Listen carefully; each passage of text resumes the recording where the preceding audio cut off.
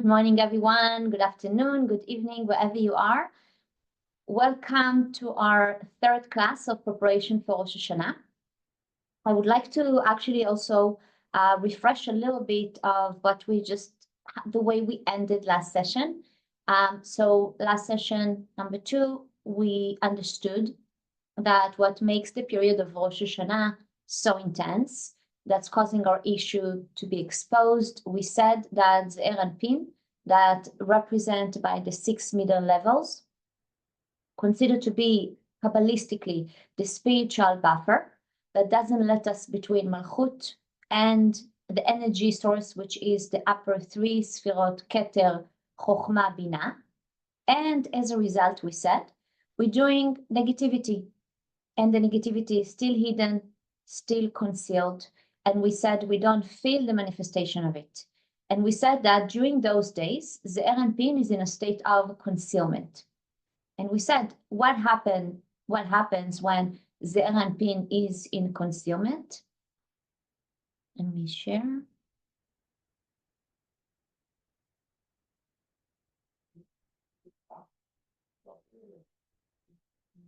What happens when the Ze'er and Pin is in concealment? We have direct energy from Binah, which we cannot handle it.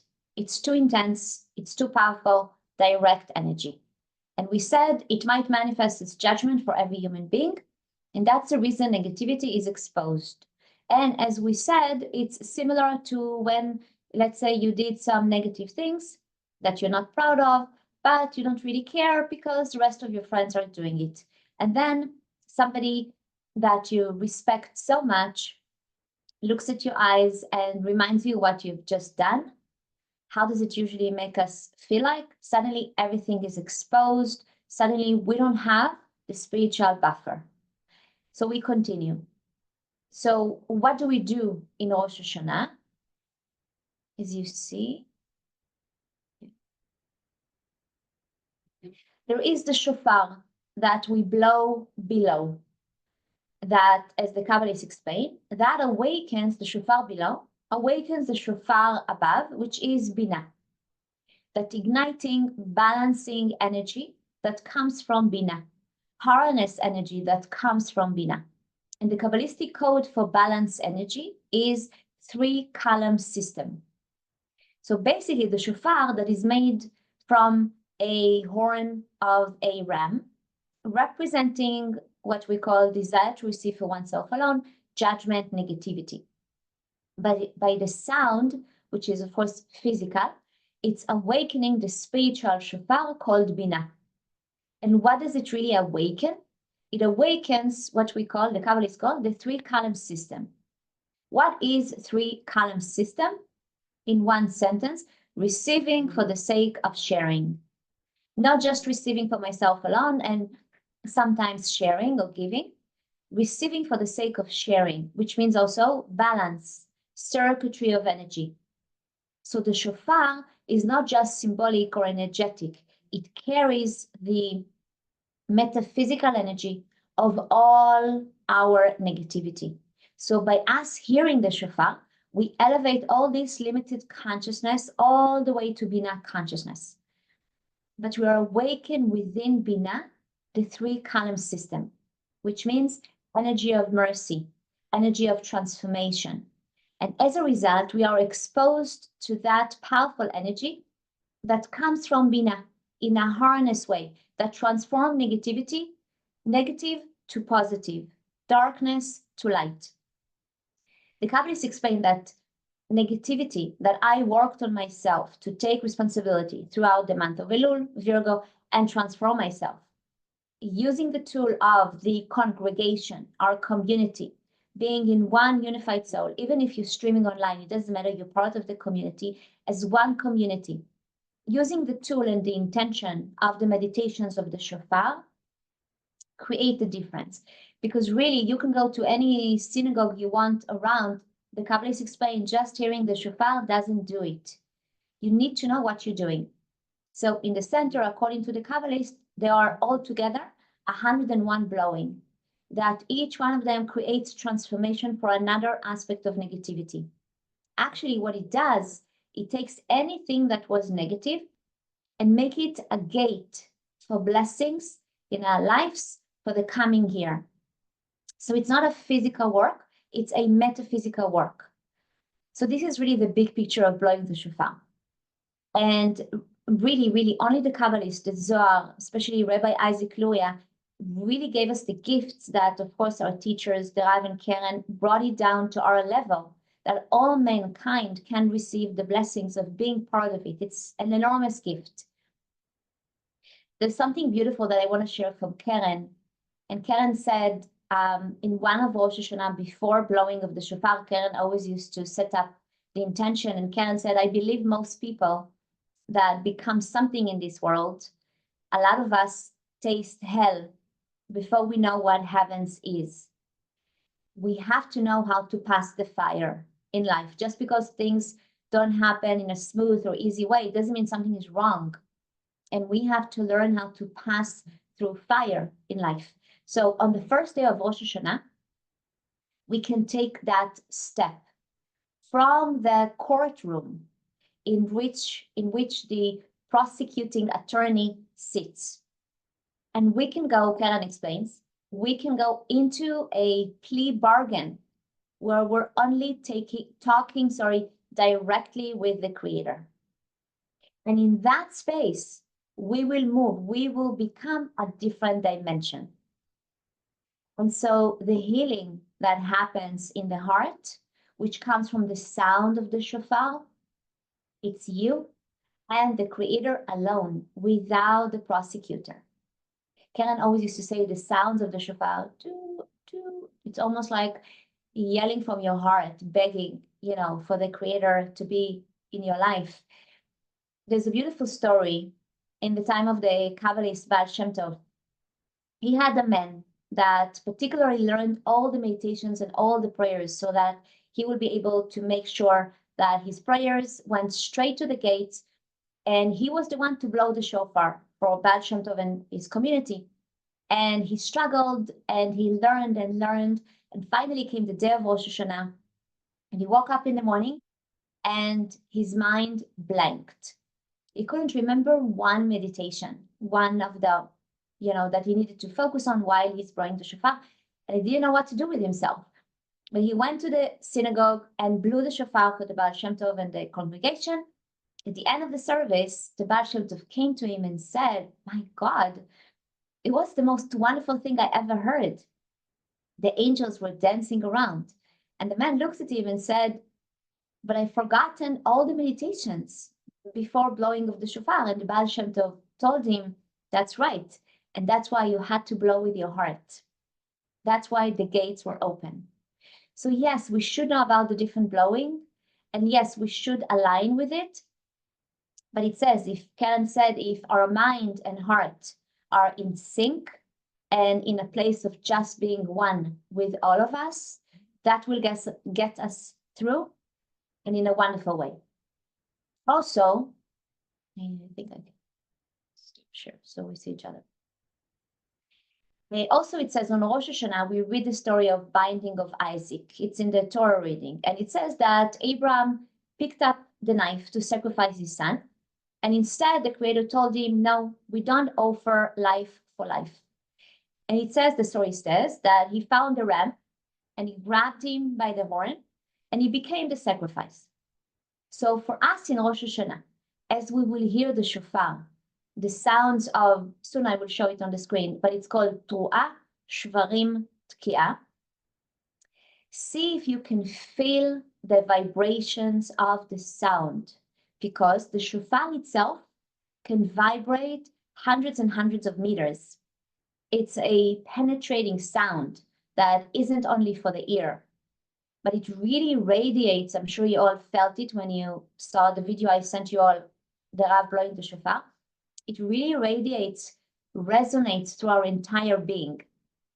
And if you want to choose, while you're listening to the shofar, if you want to choose a color for the sounds and allow that to go through you as the sound is being made, do that. Don't be so worried about the technicality. Don't become too religious. It's not about that. As you see, there's so much happening. It's more important you will be relaxed and just try to open your heart and connect. We also know the power of vibrations, because we know that vibration is almost the start of everything. Light and sound are just different frequencies of vibrations. Prayer is vibration. Even when we don't speak the words, but there's always an energy.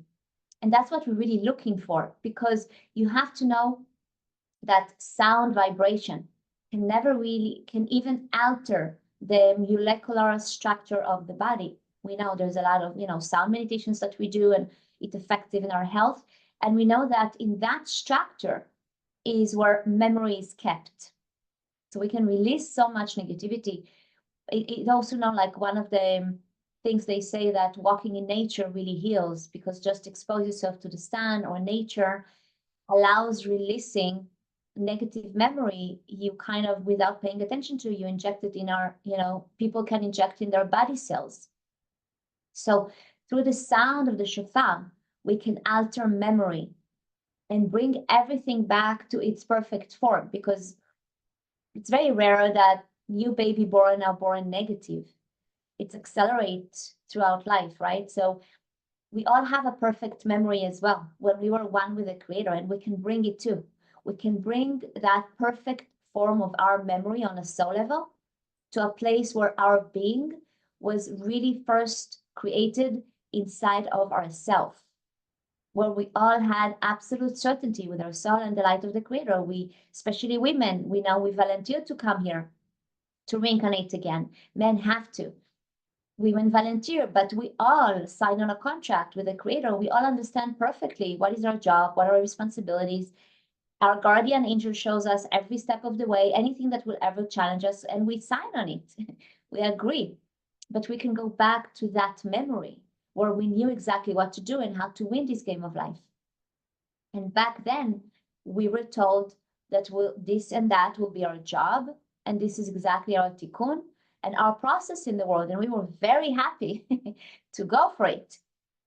But through the sounds of the shofar instrument and the power of our unity, together we can really hope that this revealment of the true process that we need to go through, not wasting time and energy on the wrong processes, but we can really meditate that the right process that we really signed for will come to us this next year.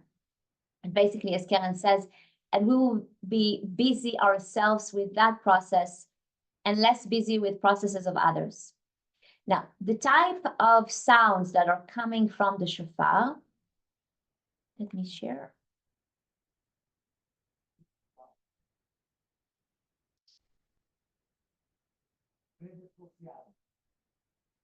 Okay, as you see here, so 3 different ones. Tki'a is straight blowing, 2 shvarim is 3 times, 2, like cut, and 3, like that. So basically to show us that all the celestial sounds included in the higher shofar. So we blowing the shofar below, we are awakening energy from the spiritual shofar. How does the Zohar calls the spiritual shofar? What level is it in the spiritual shofar? Who can tell me? What do we call the spiritual shofar? We mentioned it. Bina. Right? The spiritual shofar is Bina. So in a very simple way, the Zohar tells us how many columns energy exist. Show me with your fingers. How many columns exist? 3. Beautiful. Thank you, Chuck. Beautiful. 3 column system. And that by itself will sweeten the judgment. The Zohar tells us 2 things. When you have the proper blowing of the shofar with the right intention and meditations, accompanied with the consciousness of repentance that you've done throughout the month of Elul, these 2 together can help to cleanse negative consciousness and replace it with positive consciousness, and to create, as a result, different destiny for the coming year. Shofar, technically we know, is made of a horn of a ram. Also, shofar in Hebrew, in numerology, is the same numerology of the Hebrew word called tokef, which means to attack. So ram, Kabbalistically, represents desire to receive for oneself alone. That energy, which is also like Aries energy, it's exactly 6 months. Libra is the opposite of Aries. It's exactly 6 months from the month of Aries, Nisan. But this Aries energy, which is also controlled by planet Mars, which is about fighting. So if I want to combat and to attack that negative energy that is attached to me, even though I don't see it, from negative consciousness I might carry from past lives and these lives, the antidote of the negativity, say the Kabbalist, is within the negativity itself.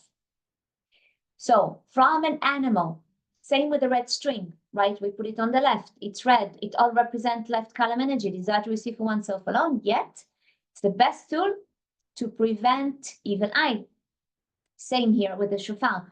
From an animal that represents desire to receive for oneself alone, from the horn of that animal, that's what we can actually use as a tool to awaken the force of mercy, metaphysically, that transform negativity. Now, it says also, if a person blows the shofar with all the meditation, but that person does not reflect during the month of Elul at all, a lot of people do that, will that shofar help according to the Zohar? Not at all. You need both. You need tremendous inner work, but it's not enough. Because even though we recognize negative belief system, we recognize negative actions, we are ready to be different people for this coming year. But what about the past actions that I already created? What happened with that negative energy? How do I dissolve negative energy? I need assistance to do this as well, which is the shofar. The fact that I recognize that I need to change doesn't do the work, doesn't really change us. Why? Because those things that we already see that we need to change, most likely we did them hundreds of times. We repeated the same negative habits for many, many times. And that's already created an attitude and belief systems and repetitive actions. So I need to break out that negative energy that created the habitual energy within me. I need a metaphysical force because every action becomes metaphysical energy. So I need a physical action, in this case, blowing the shofar, to draw metaphysical energy to transform. What's the secret of the 3-column system? Here you see it clear. Every type of short circuit, negative energy that we create in the world, we call it Kabbalistically 2-column system. No offense, but it's like Ariana Grande's song, I want it, I get it. Okay? So I want instant energy, I will grab it. When I'm angry, I want an energy. And by the anger, I'm getting an instant energy. That's called 2-column system. I want it, I get it. Or I know I should express myself in a positive way, but I'm afraid. So I'm going to my comfort zone, which is again, instant energy, instant relief. That's called 2-column system. Every time I'm operating with 2-column system, that's considered to be short circuit energy. What is 3-column energy? Restoring the balance. I want something. It's not pushing away desire, the creator will take care of me. No, desire is very important. Without desire, we don't have a vessel to draw light. I want something. Restrict, like the filament in the light bulb. Use it for the sake of sharing. So I want to do something. I'm afraid to do it. Restrict. And then express what's good for your soul. What's good for mankind, for people around me. So by me awakening 3-column system through the shofar, that is a metaphysical energy, it transforms negative energy to become positive energy. It's reawakening the force of balance, the force of restriction, the force of overcoming the reactive nature. And of course, if I work to do tshuva, yeah, it has to be before. In the Zohar, in the book of Vayikra, it says, if the person who blows the shofar doesn't know the meditations of the shofar, and the congregation is not really aware of the energy, he brings harm to the congregation because it's still the channel. That's the reason why it's so important. You can still sign up if you want to the international event Rosh Hashanah in New York. You can join any of the Kabbalah centers that are open and have the same connections, and you can definitely watch it online streaming from any place in the world. So if you can watch even the streaming, it's amazing. But remember that we're really truly blessed that to be part of the Kabbalah Center, that the Rav and Karen brought all these Kabbalistic ancient meditations to really be aware what to think in each blowing. So as it's really not about the physical sound, it's the intention accompanied with a physical sound. And the general intention we got now, again, it's to reawaken the three-column system, to restore three-column system in areas that we are holding on to short circuits. Which how many columns is short circuit? 2. Exactly. Beautiful. I want it, I get it. And just to end about that, in this coming portion that we're going to read this coming Shabbat, portion Shoftim, there is one verse that is far beyond more important than all the other ones, and it's about the concept of simplicity. One sec. And it's so beautiful. And of course, it's all connected because every portion we're going to connect and read throughout all the Shabbats leading to Rosh Hashanah, they're all another piece of the puzzle to help us through our preparation. And specifically in this portion, Shoftim, we find it with Abraham. We know that Abraham was filled with wisdom, but he understood that in order for him to be both connected to the light of the Creator and to be able to receive the endless blessings of the light of the Creator, he must be living in a state of simplicity. Not just, yeah, I'm so cool. No, simplicity with what's coming into his life, which we know it's the most challenging because we have constantly fears, doubts, thoughts, calculations. So the Creator says to Abraham, as you see here, It'alech lefanai ve'yatamim, which means walk in front of me and be simple, with simplicity of thought. And then, as it says, va'avarchecha va'agadla shemecha, then you'll become great, and I will give you limitless blessings. By the way, it's the first time an individual is promised and given limited blessings, physical and spiritual. So it's very interesting because the Creator wasn't saying, do me a favor, live with simplicity, and I'll do you a favor, I'll give you blessings. But he was saying, basically, there's no other way. And then it says, V'natati et briti, I gave him my promise, like our connection. Now, most of us know that on a physical level, when a child is born, there's what's called a brit, circumcision, right, for boys, basically the removal of additional skin. What's the connection between living simply, between having limited blessings, and removing additions? There's a concept the Kabbalah speaks about that says, Kol hamosif gorea. Whenever you add unnecessary thoughts, words, ideas, you are diminishing. Now, what's really called orla is the additional foreskin for a child, but really what it represents is the additional unnecessary weight of thoughts that we put on everything. It says about Adam that after the sin, it says Moshech be'orlato, which means he kept on adding. Because once he got the thought of the snake, the Zohar explains, he kept on saying, why is this happening? Like a good Libra, let's face it. Why is this happening? Why is this happening? It actually says that he was stuck on this question for a long time. He kept on adding. Orla, the foreskin, that we often use for we use this word for the foreskin, but it really represents the unnecessary weight that we put upon everything. So something is happening, the right way of handling it. And I really want to encourage all of you to challenge yourself this week. We all have a thing or two that we're stuck on in a loop, and we keep on asking and we feel so stuck and it bothers us. Okay, something will happen for sure even today. Accept it, knowing it's coming from the light of the Creator. Really, truly, don't just say it. Really know it's coming from the light of the Creator. And not trying to figure out why. Or even what I could have done differently in the past. It's not always when we ask it, it's so spiritual, believe me.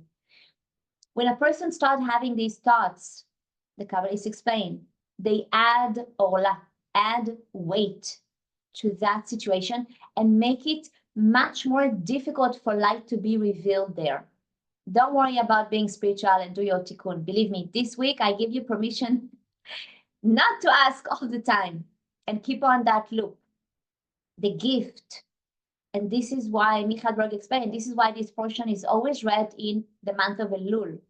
There's a beautiful verse that the Creator will remove the additional weight, the ola. The sentence goes, Et levavcha ve'et levav zarecha. There is time for the heart, there is time for the heart of the seed. I didn't want to show it. I don't want you to get confused with the Hebrew. But basically what it explains, the work of Elul is to remove this weight from our heart and the hearts of our children.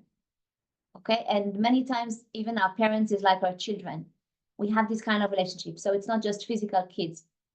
What does it really mean to remove the orla from the heart? According to this, it's very clear. All the additional extra weight, wasted thoughts, this is really the secret of the orla, the foreskin, that we put upon our lives in all areas. Question. You see that it doesn't take you to a better place. It just sucks the energy and you feel even worse. All that has disconnected both ourselves and our heart, and of course our consciousness from the light of the Creator. So the Kabbalists explain and really take a picture. The most important work of Elul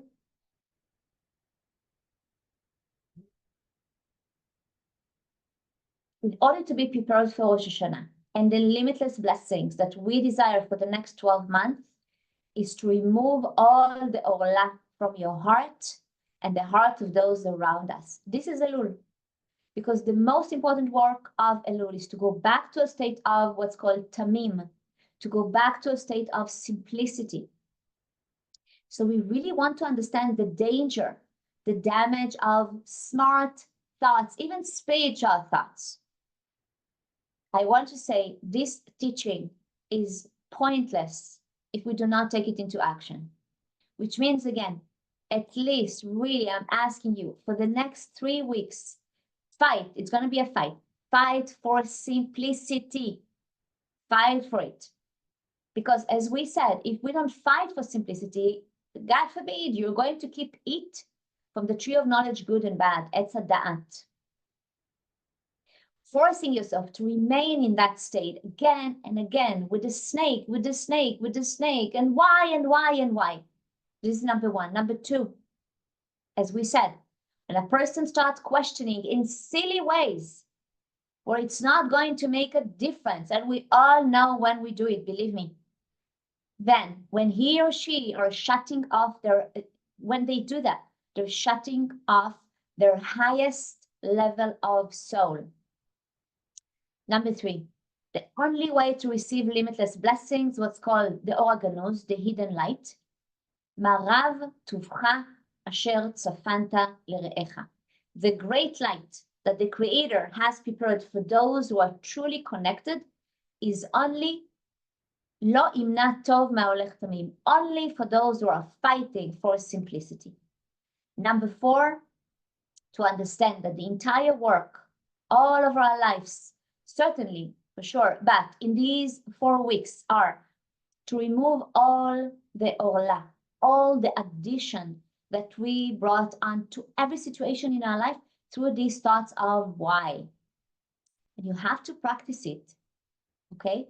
This is really, really the most important phrase meditation that you can use as you see here. Tamim tiyeh im Hashem Elokecha, that the Creator gave it to Moses. Be simple, and then you are with the light of the Creator. Okay, first be simple, and then you're with the light of the Creator.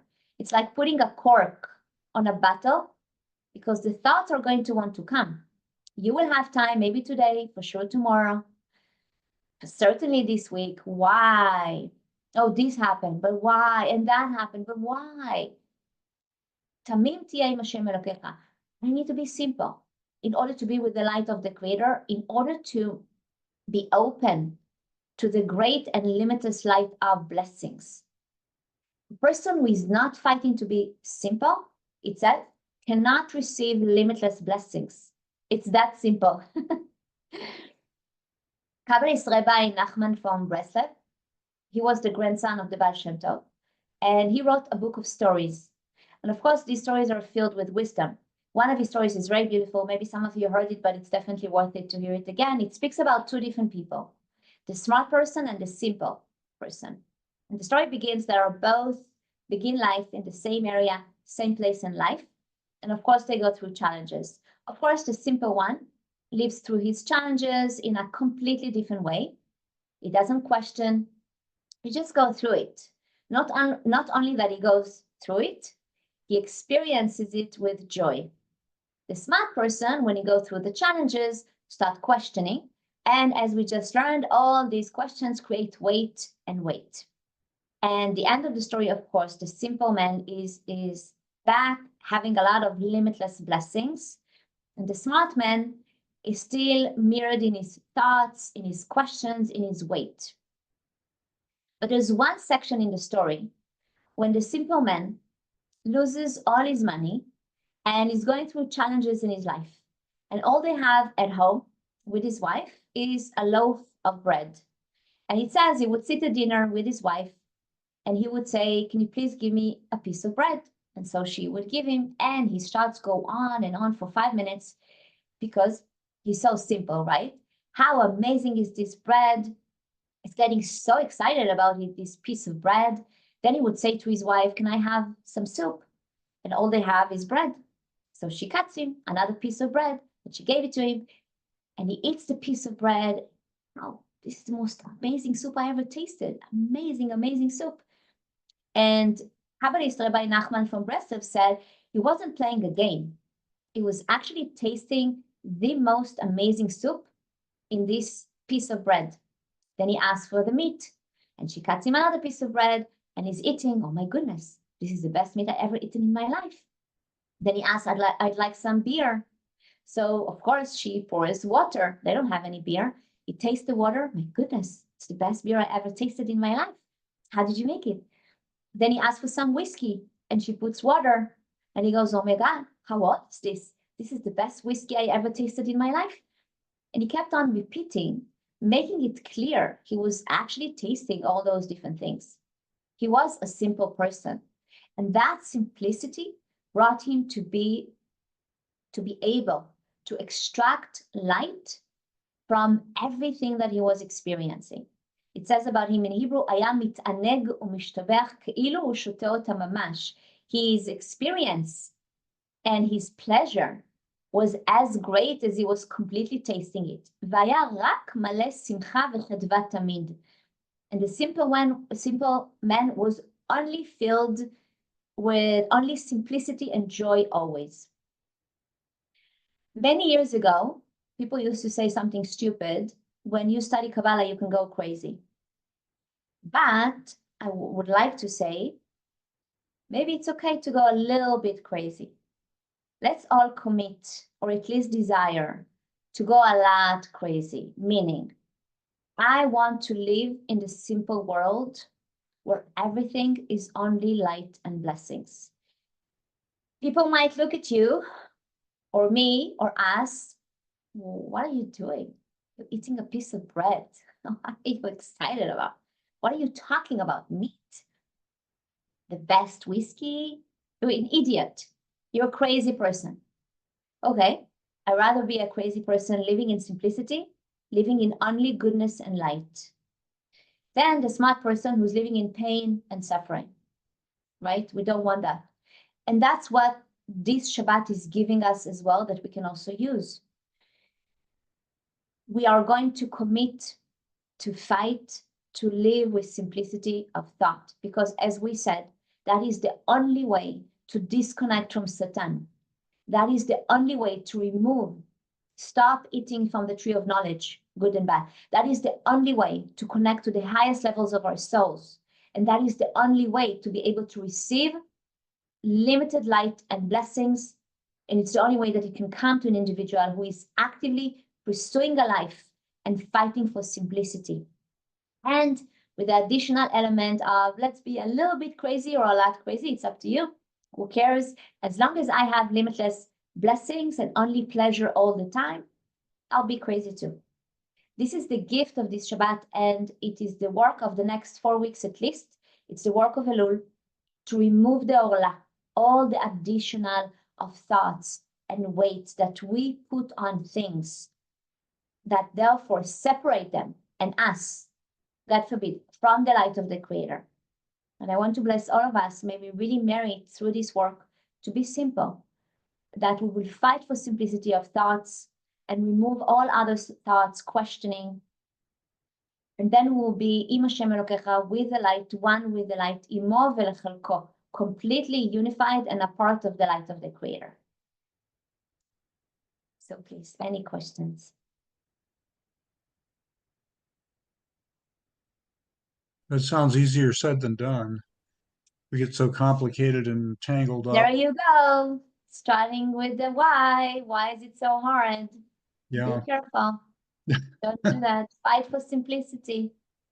As you see, it's not that easy. Yeah.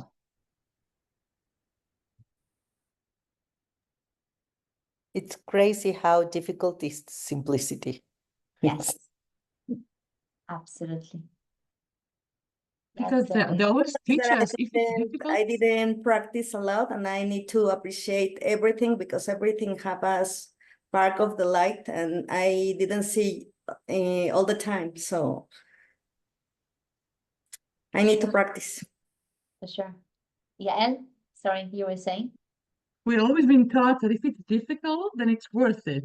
Work hard and, get used to working hard for everything. And suddenly they tell you, be simple and all the blessing in the world will come. And then we get suspicious. Yes. Can be that easy. But as you see, it's not easy at all. It's actually, for most of us, it's much easier to just work. It's a great escape. Exactly. It's the habit. It's the old habit. So Yeah. we need to change and, letting go and be simple. Come into Yom Hashem Elokecha and get all the blessing. It's worth it. It's worth it. Totally. Any Totally worth it. questions?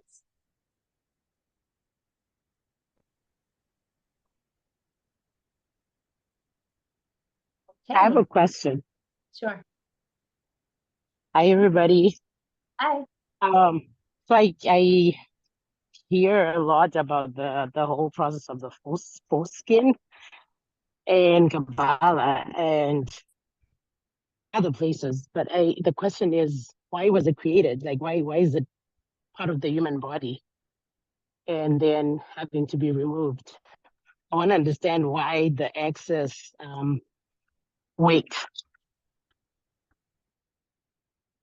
It's a good question. It's like part of the system, and it's just like the story of creation, from the get-go, Satan kicks in, reactive nature happens already. Tikkun kicks in, so it's exactly part of that. And the idea that, if we talk about circumcision for baby boys, the idea that it happens on the 8th day and the special meditation, there's a whole technology. It's not about religion. There's a whole technology of the reason, that we're actually helping that baby throughout their life. So it's basically a tool. It's not that it's like damaged and now we have to remove it. It's a tool, to already help that soul. Just like many different things, in life. So why giving birth is so dangerous? Why does it hurt so much? Why is it so dangerous? Why all that pain? It's part of the deal. To earn light, we have to go through a process, and the process is never fun.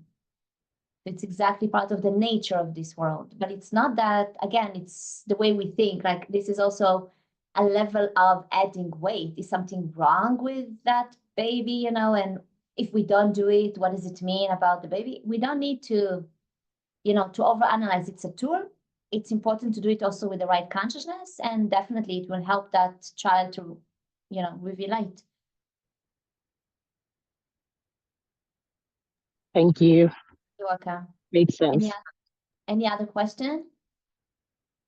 Marilyn, please. We don't hear you. Can't hear you.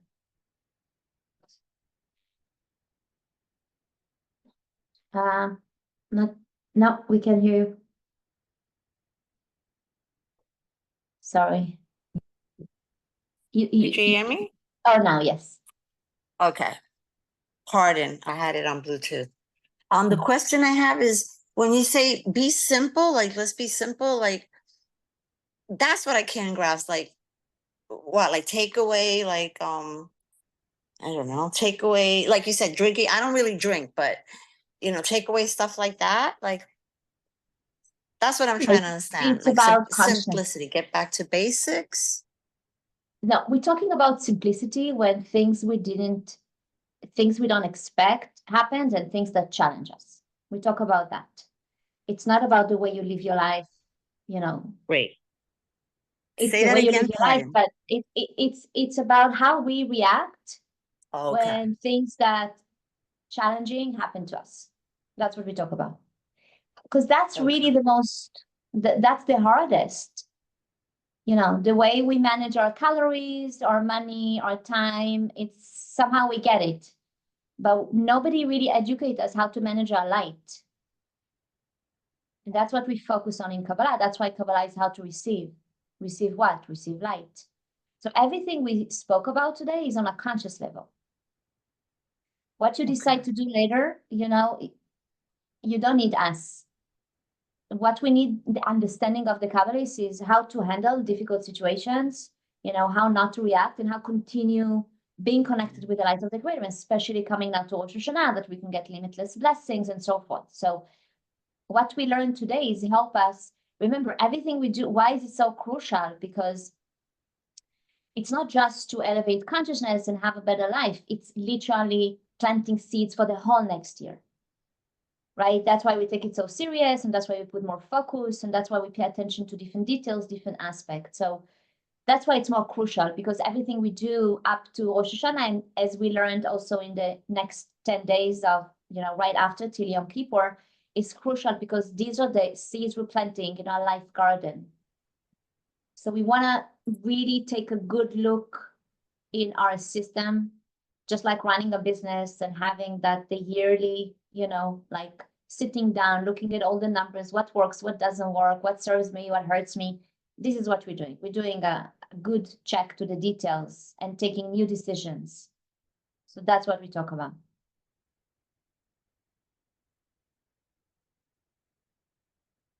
Looking at the time. Okay. One more question? Yes, Anna, please. So, Rivki, I kind of concluded that, or I understood as removing all these questions, all the internal battle with something that we're having, lead us to certainty. And that certainty for me is connected to the simplicity. Just, you know, removing all that it's blocking, and trying to go forward, and that will bring us some light to go forward and, you know, live with that situation and go to the other side. Absolutely. Think about the certainty Abraham had while he was told, go and kill your son, when it took them so long. Sarah was 90, he was 100. Isaac was 34 years old when that story happened. It wasn't a child, it was a grown-up adult. you know, and that was really the continuity, you know, for the next generation. And he was told, go and kill him. Imagine the level of certainty. If it wouldn't be simple, of course, he wouldn't be able to go through the test. So of course it's connected, absolutely.